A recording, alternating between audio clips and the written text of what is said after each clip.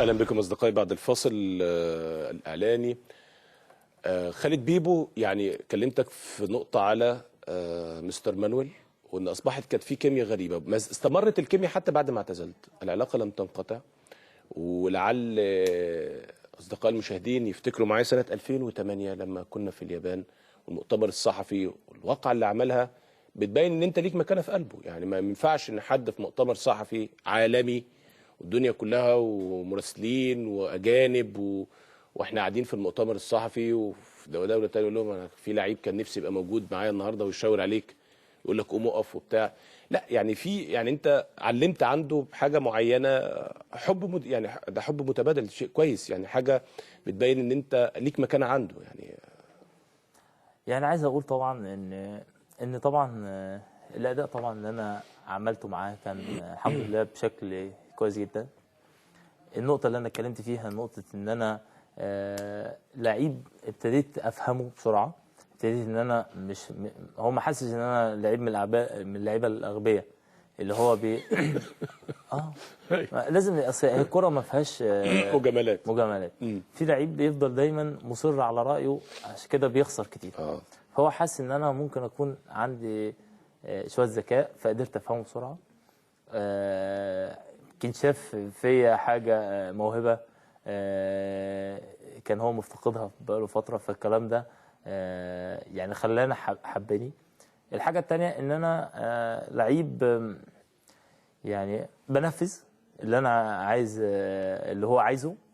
والحمد لله هو حس ان انا خلال الفتره اللي قضيتها معاه كلها ان انا زي ما قال اسامه ان انا ما اتغيرتش، وانا ما بلعبش معاه نفس الوضع. اخش اسلم عليه واتكلم معاه كويس، وانا بلعب اخش اسلم عليه واتكلم كويس، وانا متعور في كل الاوقات. هو خالد بيبو، وانا جايب 4 اجوان زي ما انا طالع ما بجيبش جايب اجوان. فهو حس ان انا مش بتغير معاه حسب هو بيعمل ايه معايا. انا شخصيتي واحده معاه في كل وقت. حتى لو انا زعلان مش ممكن ان انا اشوفه في وشي وما اسلمش عليه.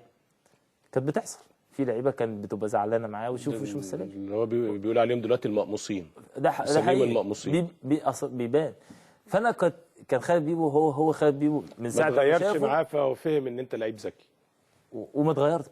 يعني ان انا ما هو ما حسش ان انا حتى لما بقيت يعني بعد ال4 اجوان ومكسر الدنيا، ما حسش ان انا جيت تاني يوم في التمرين ان انا مش عايز اتمرن، نازل تاني يوم ماشي على طراطيف صابع. لا يعني. هو حس ان انا خالد بيبو هو نفس القصه. فهو اتعامل معايا يعني دماغ، ما اتعاملش معايا طب انا عايز اقول لحضرتك سؤال هنا مهم قوي. هل انت حسيت في الوقت ده ان بيبو كان ممكن يدي اكتر من كده وخالد بيبو اثر شويه؟ بص، اللعيب هو اللي بيحط دايما عمره في الملعب. يعني انا فعلا قصرت طبعا قصرت. مش ممكن يعني انت بتعترف ان انت كنت طبعًا ممكن تدي اكتر كده للنادي الاهلي وفي الملاعب؟ كان ممكن العب لغايه دلوقتي. يعني الواحد قصر لغايه دلوقتي، بس طبعا. انا يعني كام سنه دلوقتي يا بيبو؟ انا 33 سنه مثلا. بتهرج؟ 33 سنه. 33 سنه؟ انت المفروض كنت بتلعب فعلا 33 سنه على بعض كده. فهي القصه ان فعلا قصرت. بس عايز اقول حاجه ثانيه مهمه جدا، ان هو فعلا الواحد احنا ما تاسسناش كويس. بمعنى يعني انا بدات لما بدات في السويس في انديه صغيره، ما كانش فيه برضو يعني الناشئين، ما بداتش ناشئين صح. عضلاتنا ما خدتش القوه المناسبه والطول المناسب.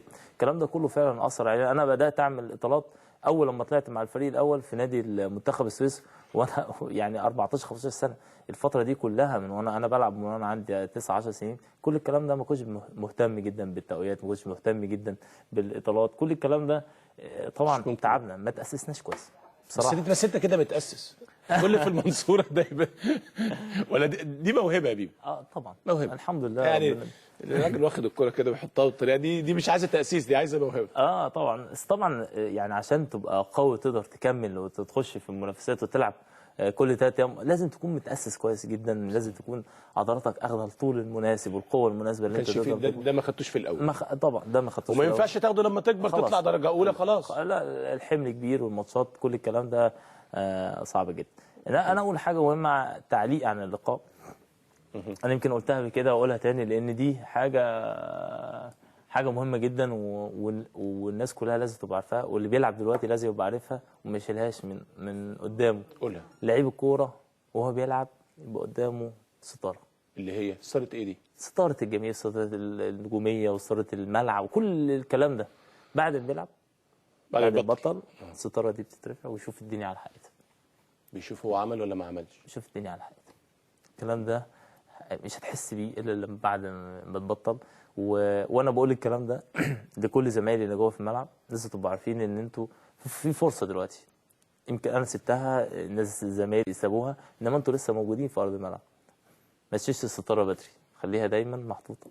خليك دايما في الملعب على قد ما تقدر اعمل، على قد ما ربنا يديك من امكانيات ما تضيعهاش، على قد ما يعني اليوم اللي بتروح فيه التمرين ما تضيعهوش، لان اليوم اللي بيعدي عليك وانت جوه الملعب مش هيعدي عليك تاني. كان الكابتن خطيب بيقول لنا حاجه مهمه جدا. ايه هي؟ بيقول لي احلى حاجه هتقضيها في حياتك وانت بتلعب، وانت بتسمع الكلام ده وانت قاعد على في المحاضره ما بتاخدهاش بالشكل اللي انت شايفه ان هو ده الكلام ده جامد. الكلام ده لازم تاخده وتفهمه كويس جدا. يمكن انا الكابتن خطيب قالها واحنا في محاضره، يمكن اللي سمع الكلام ده ونفذه 10 من 30 واحد. انا كنت يعني واحد من ال 30 اللي قاعدين، فانا بنقلها للي باقي. قولها تاني. قولها تاني. احلى ايام هتقضيها في حياتك وانت في الملعب. بره الملعب ايام هتبقى صعبه جدا، ودي حقيقه الواحد شافها. صعبه ليه؟ صعب في كل حاجه، لان انت قضيت حياتك كلها بتلعب كوره، شايل مسؤوليه نفسك، يا مسؤوليه الفريق، يا مسؤوليه الجماهير. انما بعد كده انت بتحس ان انت لوحدك، وتحس ان انت يعني الموضوع صعب مختلف. انت لعبت، انا لعبت 14 15 سنه كوره، اتعودت ان انا العب كوره. عشان تنقل حياتك من بعد الكوره لحياه ثانيه الموضوع هيبقى صعب جدا. بمنتهى الامانه ما حدش بيساعد حد.